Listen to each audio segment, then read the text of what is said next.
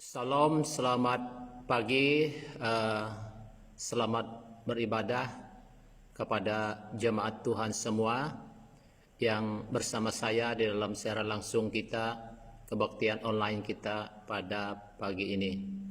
Kiranya Tuhan Yesus memberkati semua jemaat Tuhan dimanapun juga berada, baik jemaat Tuhan BIM Bandar Serian, dan juga bagi saudara-saudara seiman yang bersama saya dalam siaran langsung ini, dimanapun juga Anda berada, saya Pastor Babu ucapkan selamat beribadah kepada kita semua. Kiranya Tuhan menyertai kita semua dimanapun Anda berada pada ketika ini. Ya, Tuhan Yesus memberkati kita semua. Ya, saudara-saudara, kita terus kepada firman Tuhan pada pagi ini, tetapi sebelum itu mari kita berdoa terlebih dahulu. Saya pimpin kita dalam doa. Haleluya.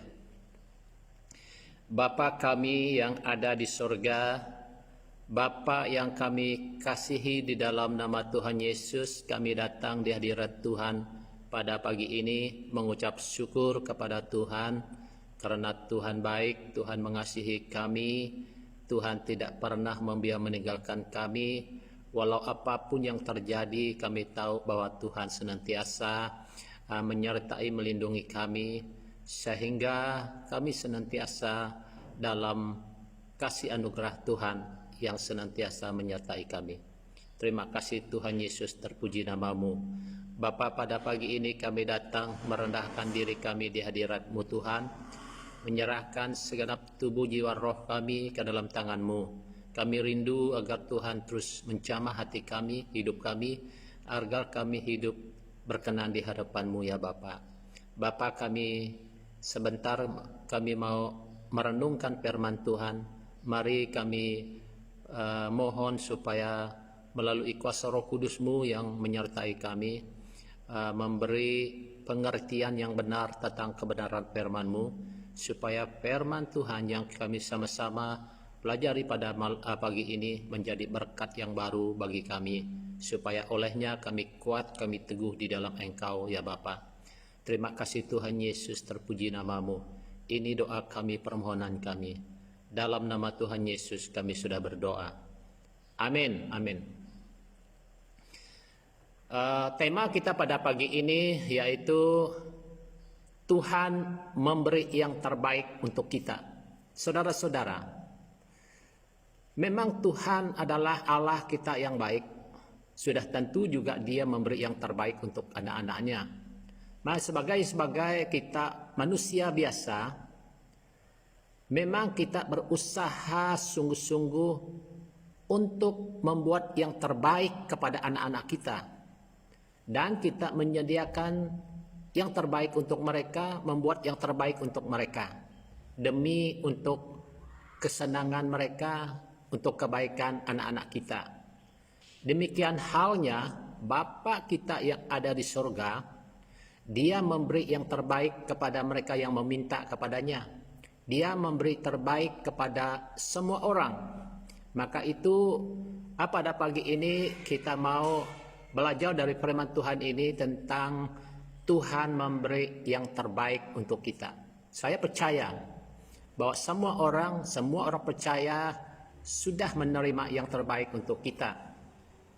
Ya, kalau kita lihat kedatangan Tuhan Yesus ke dunia ini, inilah pemberian Tuhan yang terbaik untuk umat manusia, supaya melalui Tuhan Yesus umat manusia diselamatkan. Jadi itulah yang terbaik yang Tuhan berikan untuk kita. Maka itu saudara-saudara,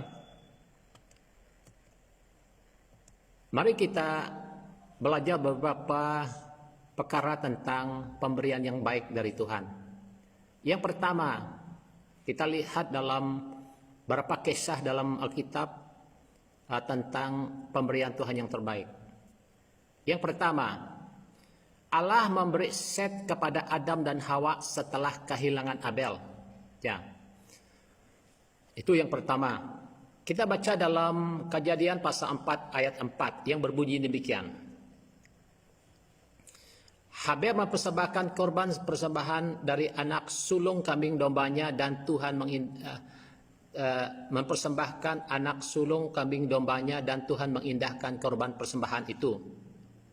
Kain juga mempersembahkan sebagian dari hasil tanah kepada Tuhan sebagai korban persembahan, tetapi tidak diindahkannya. Ayat 4. Dan seterusnya kita lihat dalam dua persembahan ini, Kain dan Habel, mereka adalah anak Adam dan Hawa. Yang pertama Kain dan yang kedua adalah Habel. Dan kedua-duanya punya tugas yang berbeda. Habel berminat untuk memelihara kambing domba, sedangkan Kain suka menjadi seorang petani. Jadi kedua-duanya sama-sama mempersembahkan korban kepada Tuhan. Tetapi Habel diterima persembahannya, tetapi Kain tidak. Jadi di sinilah mula-mulanya sesuatu hal yang buruk terjadi antara kedua adik-beradik ini. Jadi dalam pada itu Kain menyimpan hati yang tidak baik terhadap adiknya Habel, yaitu dia panas hati terhadap Kain sebab persembahan Habel diterima Tuhan sedangkan persembahannya tidak diterima Tuhan. Jadi Kain panas hati kepada adiknya Habel. Jadi dalam pada itu dia punya rencana untuk membunuh Habel. Dan ayat 8 mengatakan ketika kata Kain kepada Habel adiknya, marilah kita pergi ke padang. Ketika mereka di padang, tiba-tiba Kain membunuh Habel adiknya itu, lalu membunuh dia.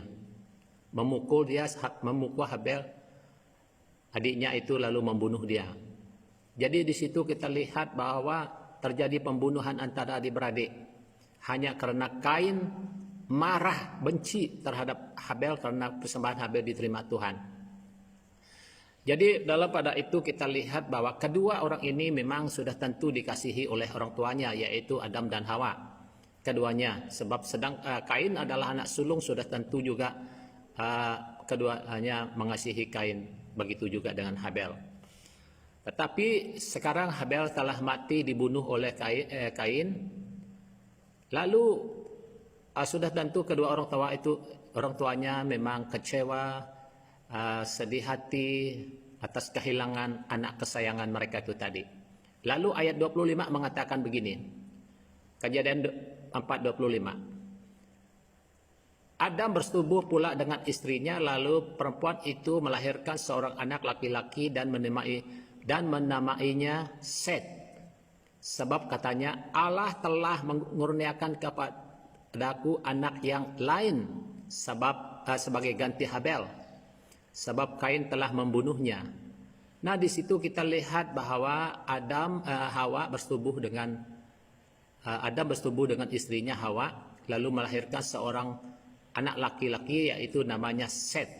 Dan Hawa mengatakan bahwa dia mengucap syukur kepada Tuhan karena Tuhan memberi anak yang lain menggantikan Habel. Nah, kita lihat ini, Habel telah mati.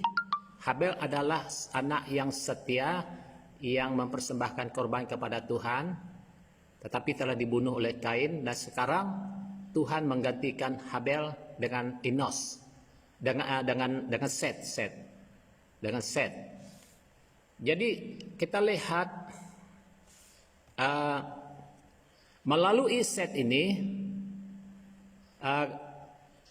melalui Set, keturunan Set yang ke-8 lahirlah Nuh. Jadi melalui Set, Enos, dan terus kepada generasi yang seterusnya sampai yang ke-8. Dan sampai yang ke-8 lahirlah Nuh. Jadi kita lihat sejarah Nuh. Nuh hidup benar di mata Tuhan. Nuh ini seorang hidup yang benar di mata Tuhan. Jadi Nuh inilah yang dipakai Tuhan untuk mendirikan satu batra yang besar untuk menyelamatkan Nuh dan anak-anaknya dan istrinya dan semua jenis binatang yang ada di muka bumi ini. Satu pasangan pergi masuk dalam batra Nuh tadi. Jadi kita lihat bahwa generasi Set yang ke-8 lahirlah Nuh. Jadi keluarga Nuh, anak Nuh adalah yaitu Sem, Hem, dan Yefta. Kita lihat di sini bahwa melalui keturunan Nuh ini manusia memenuhi muka bumi sampai hari ini. Seluruh keturunan yang ada di muka bumi ini berasal dari Nuh. Sebab semua keturunan Adam-Adam yang lain telah tewas, telah mati dalam banjir bah. Sebab di mata Tuhan semua manusia telah berbuat dosa. Cenderung hati mereka selalu melakukan dosa. Hanya Tuhan menyelamatkan Nuh dan keluarganya. Jadi semua anak-anak Adam dan Hawa yang lainnya yang sudah beribu-ribu, berjuta-juta jumlahnya, mungkin ratusan ribu jumlahnya, semuanya telah habis binasa, mati semua, kecuali Nuh dan keluarganya, 8 orang saja yang hidup. Jadi melalui keturunan Nuh inilah seluruh muka bumi ini dipenuhi oleh manusia. Ya. Nah, kita lihat kembali kita kepada Adam dan kepada Habel tadi yang dibunuh oleh Adam tadi, Kain tadi. Habel dibunuh oleh Kain, abangnya, tetapi Tuhan menggantikan Set, memberi Set untuk menggantikan Habel, dan keturunan Set inilah yang memenuhi muka bumi melalui Nuh. Jadi saudara, kita lihat Adam dan Hawa kehilangan Habel, tetapi Tuhan memberi yang terbaik sekali. Tuhan memberi yang terbaik, yaitu itulah kita manusia di muka bumi ini melalui keturunan Set yang telah diberikan Tuhan menggantikan Habel.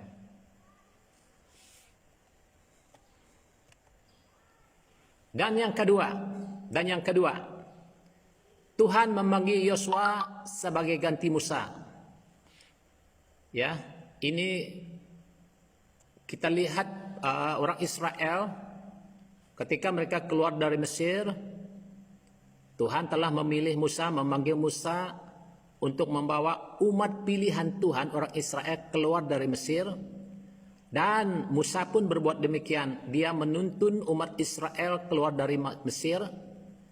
Dalam perjalanan menuju tanah Kanaan, berpusing-pusing di padang gurun selama 40 tahun. Kita lihat ada banyak mukjizat-mukjizat yang terjadi selama di bawah kepimpinan Musa. Dan orang Israel menyeberangi laut Teberau Musa dipakai Tuhan untuk membawa orang Israel menyeberangi laut Teberau. Dan banyak mukjizat-mukjizat yang lainnya terjadi melalui kepimpinan Musa. Nah, kita lihat Musa ini tadi akhirnya dia akan meninggal dan tidak dapat membawa umat Israel masuk ke tanah Kanaan. Nah, Ulangan ayat 34 ayat 2-5 berkata begini. Lalu matilah Musa hamba Tuhan itu di sana di tanah Moab sesuai dengan firman Tuhan. Dikatakan lalu matilah Musa hamba Tuhan itu.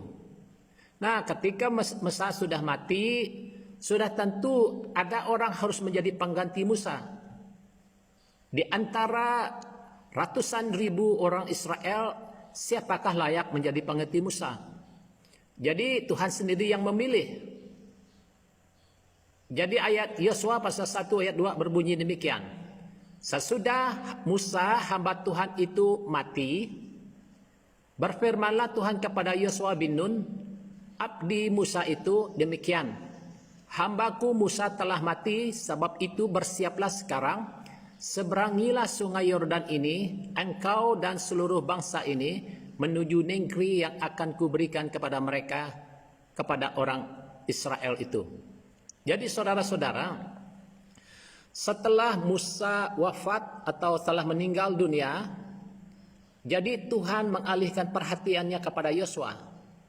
Dan Tuhan memanggil Yosua dan berfirman kepada Yosua, Yosua, hambaku Musa telah mati, dan sekarang bersiaplah, engkau kupilih engkau menjadi pengganti Musa, membawa orang Israel ini masuk ke tanah Kanaan, tanah perjanjian yang kuberikan kepada mereka, kata Tuhan kepada Yosua.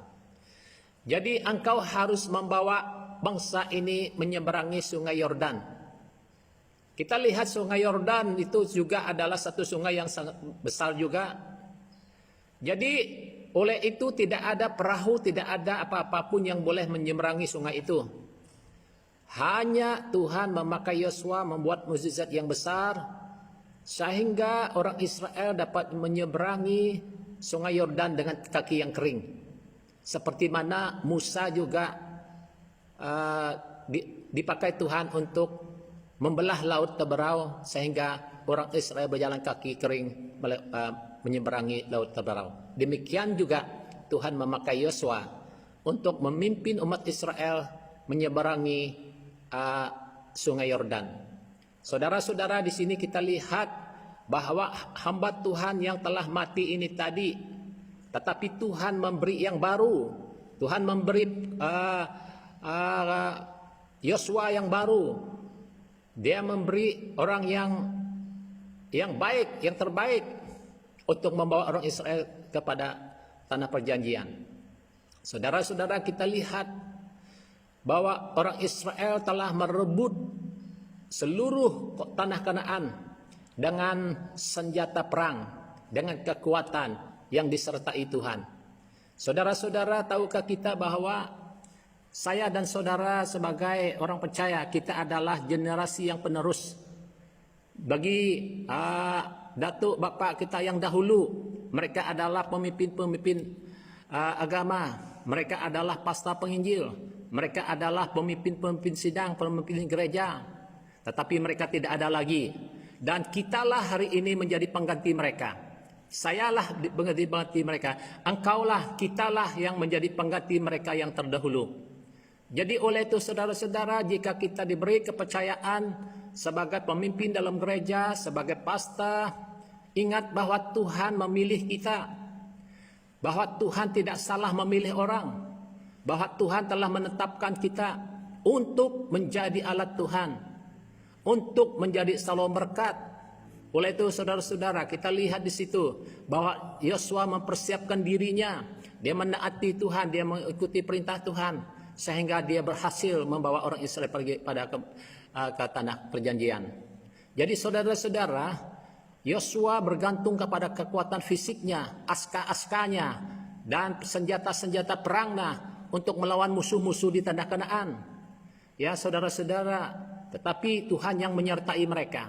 Pada hari ini kita adalah dipanggil Tuhan bukan dengan senjata manusia, senjata perang secara yang digunakan oleh manusia, tetapi Tuhan melengkapi kita dengan senjata rohani, yaitu senjata rohani. Tuhan melengkapi kita seperti mana dalam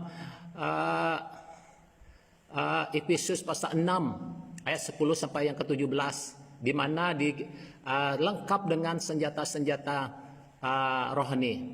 Yang terutama adalah pedang roh, yaitu firman Tuhan. Dan inilah pedang kita. Inilah pedang kita membawa umat Tuhan supaya masuk dalam ketanaan rohani. Oleh itu saudara-saudara, bahwa pada hari ini mari kita merenungkan firman Tuhan ini, bahwa Anda, saya dipanggil untuk menjadi pengganti yang penerus, untuk mengganti bapak-bapak rohani kita yang dahulu. Jadi kitalah yang harus sungguh-sungguh melangkah dengan iman, harus dilengkapi dengan senjata perang rohani. Ya, dengan cara kita dilengkapi dengan senjata rohani, baru kita mampu menyerang dan melawan musuh-musuh yang selama ini senantiasa mengikat hidup umat manusia. Oleh itu saudara-saudara, mari kita lihat ini, ya. Dan seterusnya, yang ketiga, Tuhan memberi kepada Ayub 2 kali lipat dari segala kepunyaannya. Nah, kalau kita lihat tentang kisah Ayub merupakan satu kisah yang sangat menarik. Mengapa saya katakan demikian? Sebab Ayub adalah seorang yang saleh, seorang yang jujur, seorang yang yang begitu taat kepada Tuhan, orang yang sungguh beriman kepada Tuhan, tetapi apa yang terjadi kepadanya seterusnya. Jadi kita lihat, kalau kita lihat dalam Ayub pasal 1 ayat 1 dan 3, Ayub seorang saleh, jujur, takut akan Tuhan dan sangat kaya. Dia seorang sangat kaya. Tidak ada kekurangan pada Ayub. Baik dari segi kekayaan, baik dari segi kehidupan rohaninya yang begitu sungguh-sungguh kepada Tuhan, yang taat, yang jujur, yang setia, mengasihi Tuhan. Di samping itu dia adalah seorang yang kaya, memiliki anak yang ramai. Dan kita lihat apa yang terjadi. Ayub pasal 1 ayat 14 hingga 19. Semua kekayaan Ayub telah dirompak. Dan semua anak Ayub yang ke-10 orang itu mati sekaligus dalam satu masa. Semuanya akibat daripada serangan iblis. Sebab Tuhan telah katakan tadi, kamu boleh pergi kepada iblis, mengizinkan iblis untuk menguji Ayub, tetapi jangan menjamah, mengambil nyawanya. Nah, di situ kita lihat Ayub seorang yang saleh, Ayub seorang yang benar, Ayub seorang yang takut akan Tuhan, Ayub seorang yang begitu setia kepada Tuhan, mengasihi Tuhan, tetapi diizinkan Tuhan untuk mengalami hal-hal yang tidak sepatutnya terjadi. Jadi diizinkan Tuhan. Jadi tujuannya adalah Tuhan mau untuk melihat siapa Ayub sebenarnya. Benarkah dia setia kepada Tuhan atau tidak? Apakah benar selama ini? Jadi dengan adanya cobaan, dengan adanya serangan-serangan, dengan adanya berbagai-bagai ujian, percobaan yang dialami, barulah imannya itu benar-benar tulus, benar di mata Tuhan. Ayub 22 mengatakan, dalam semuanya itu Ayub tidak berbuat dosa dan tidak menuduh Allah berbuat yang bukan-bukan, yang kurang patut. Jadi kita lihat Ayub tadi, dia menerima apa dengan cobaan yang diizinkan Tuhan. Malah dia berkata, terpujilah nama Tuhan, Tuhan yang memberi, Tuhan yang mengambil, kata Ayub. Dia tidak bersalah, dia tidak berbuat dosa dengan mulutnya, dia tidak menuduh Tuhan, dia tidak menyalahkan Tuhan. Malah Ayub berkata, terpujilah nama Tuhan, Tuhan yang memberi, Tuhan yang memanggil. Jadi kita lihat kesetiaan Ayub ini tadi baik dalam waktu dia diberkati Tuhan, waktu dia dalam keadaan yang baik, dia tetap setia kepada Tuhan, maupun ketika Ayub dalam percobaan yang berat, kehilangan semua anaknya, penyakit yang buruk-buruk seluruh tubuhnya, dan dia menghadapi seluruh kekayaannya, hilang habis semuanya. Namun Ayub tetap setia kepada Tuhan. Dia tidak berubah, kesetiaannya tidak berubah. Dan apa yang terjadi ayat 42 yang berbunyi demikian. Ayat 10. Lalu Tuhan memulihkan keadaan Ayub setelah ia meminta doa untuk sahabat-sahabatnya, dan Tuhan memberi kepada Ayub 2 kali lipat dari semua kepunyaannya dulu. Nah, kita lihat di situ saudara-saudara, Tuhan memberikan kepada Ayub 2 kali lipat dari segala kepunyaannya dulu. Nah, kita lihat di situ. Ayub kehilangan anaknya, Ayub kehilangan hartanya, semua hartanya, Ayub kehilangan kesehatannya, menjadi penyakit yang buruk-buruk seluruh tubuhnya. Tapi sekarang Tuhan memulihkan keadaan Ayub. Tuhan memberi kepada Ayub 2 kali lipat dari segala kepunyaannya dulu. Artinya Ayub memiliki kekayaan 2 kali lipat. Ayub memiliki anak yang lebih baik daripada anak yang sebelumnya. Anaknya sebelumnya bersuka berpesta, suka berfora, tetapi anak yang diberikan Tuhan yang baru adalah anak yang lebih baik.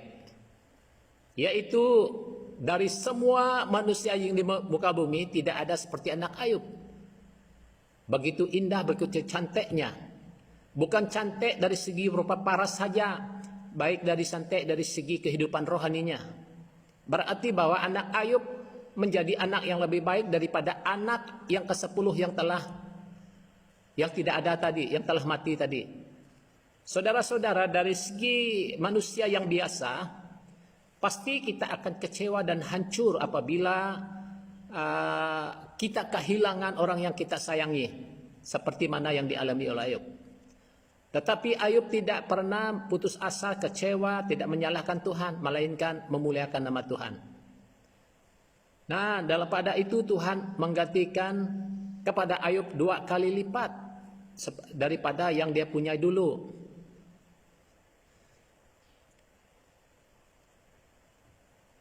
Ayat 22 mengatakan 42 ayat 12. Tuhan memberikan Ayub dalam hidupnya selanjutnya lebih daripada dalam hidupnya yang lalu, yang dahulu.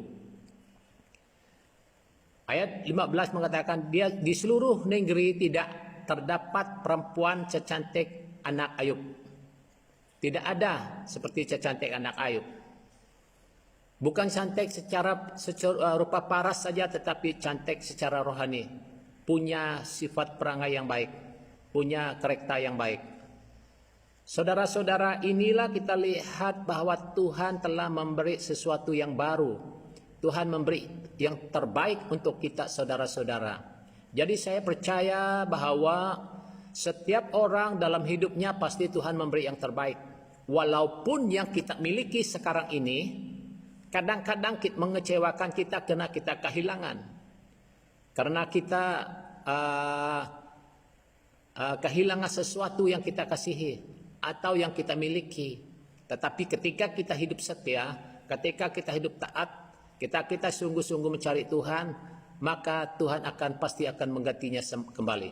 Saudara-saudara, kalau kita lihat dalam ajaran Yesus juga, bagi orang yang kehilangan saudaranya, orang-orang yang mengikut Yesus, katanya mengikut aku, katanya kehilangan saudaranya, kehilangan anak-anaknya, kehilangan ibu bapaknya, dan karena dia meninggalkan mereka karena aku, kata Yesus, mereka akan mendapatnya kembali lebih banyak daripada itu, berkali lipat daripada itu.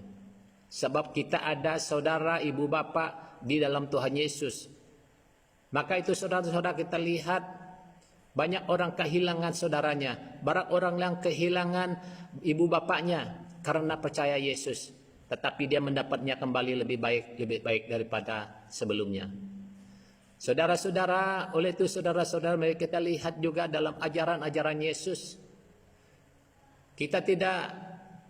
Jika kita kehilangan nyawa kita di dunia ini, Tuhan akan mengganti dengan kehidupan yang baru. Jadi kita lihat Tuhan selalu bekerja dalam segala sesuatu.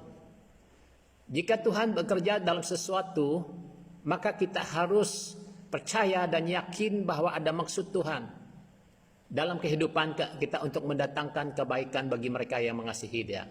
Dalam Roma pasal 8 ayat 28, Tuhan selalu menyediakan yang terbaik kepada orang-orang yang mengasihi Dia.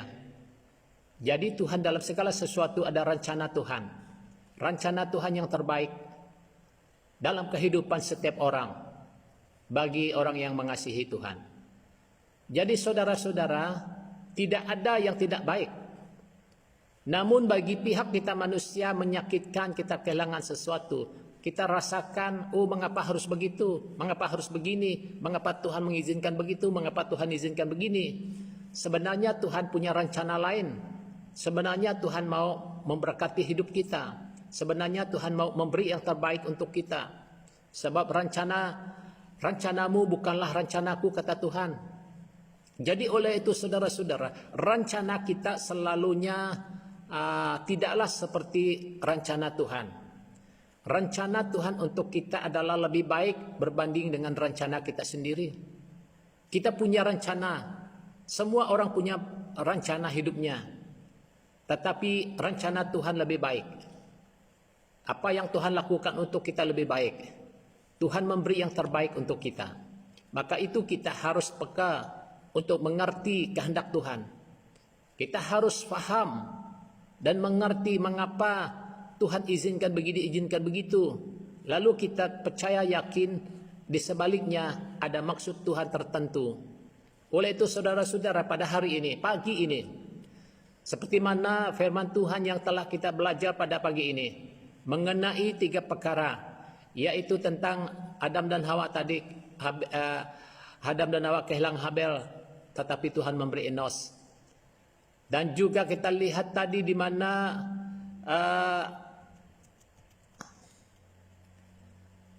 Tuhan memanggil Yosua untuk menggantikan Musa.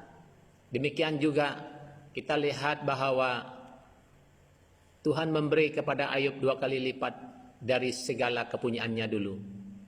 Saudara, saya percaya, saya yakin bahwa Tuhan memberi yang terbaik. Percayalah bahwa Tuhan memberi yang terbaik untuk kita semua. Percayalah bahwa Tuhan memberi yang terbaik untuk anak-anak kita, untuk keturunan kita.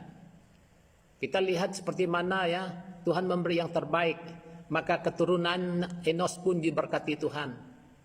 Saya percaya juga bahwa Tuhan selalu punya rencana yang baik, yang indah, yang mulia bagi kita. Seperti mana dalam Yeremia pasal 29 ayat 11 mengatakan, Aku ini mempunyai rencana-rencana untuk masa depanmu, kata Tuhan, yaitu masa depan yang penuh pengharapan. Jadi Tuhan punya rencana masa depan kita setiap orang, yaitu masa depan yang penuh pengharapan untuk setiap orang. Untuk setiap orang yang percaya kepada Dia. Tuhan telah mengatur begitu rupa rencana yang baik, yang indah untuk saya dan saudara. Maka itu mari kita mengimani janji Tuhan, percaya kepada Tuhan, berharap kepada Tuhan, supaya Tuhan melakukan rencananya, menggenapi rencananya dalam kehidupan kita. Jadi apabila kita kecewa dan putus asa di atas sesuatu, membuat kita kecewa, hancur, karena kita kehilangan apa yang kita sayangi, jadi ingatlah bahwa tidak mungkin Tuhan akan memberi yang baru kalau kita terus menyalahkan Tuhan.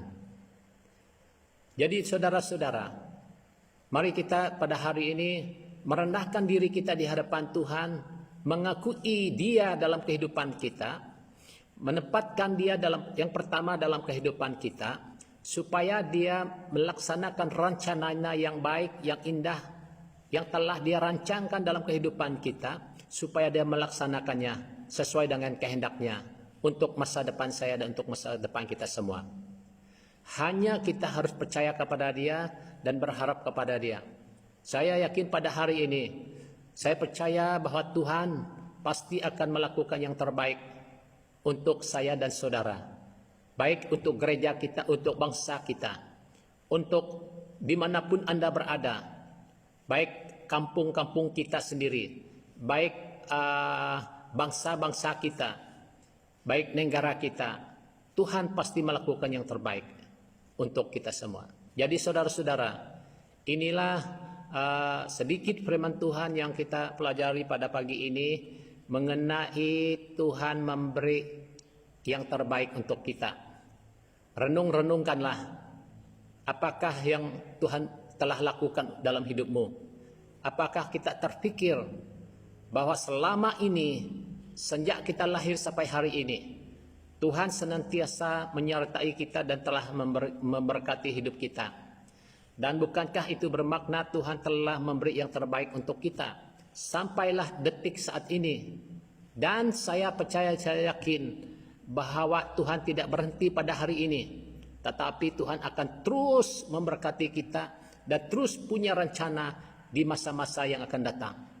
Yang penting bagi bahagian kita, taat setia kepada Tuhan, mengasihi Tuhan, dan terus berharap kepada Dia, bergantung kepada Dia.